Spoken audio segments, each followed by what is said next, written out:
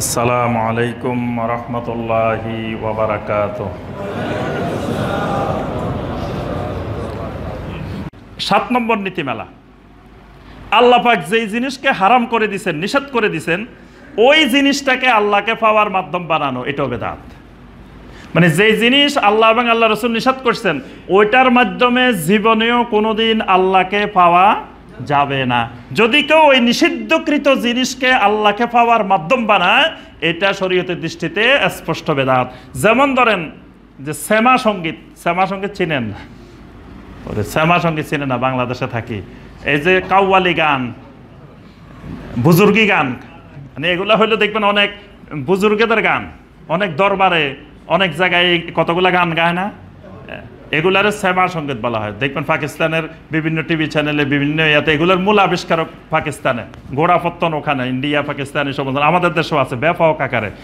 গান বাজনা ইসলামে সম্পূর্ণরূপে হারাম। আল্লাহ এবং আল্লাহ রসুল স্পষ্টভাবে অসংখ্য আয়াত এবং হাদিসে এটাকে হারাম করে দিয়েছেন। অনেকে বলে যে এটা না হলে অন্তরে আসে না, অন্তরে মজা আসে না। আমি শুনছি, অনেকের বক্তব্য শুনছি, বাংলাদেশে অনেক নাম করা সুফি আছে, এরা বলে যে গান বাজনা যখন হয় তখন আমার কাছে এত মজা লাগে, মনে হয় যে আল্লাহ আমার সামনে হাজির হয়ে গেছে। মানে গান বাজনা না হইলে হে আর কোনো ইবাদতে এত মজা পায় না। একজন শুনছি একদিন ফেসবুকে দিচ্ছেন, রমজান মাসে উনি সারা রাত ঘুমায় না, সারা রাত তারাবি পড়ে আর গান বাজনা শুনে। সঙ্গীত শিল্পী রাখছে, শ্যামা সঙ্গীতের শিল্পী তার বাসায় রাখছে, সারা রাত গান শুনে।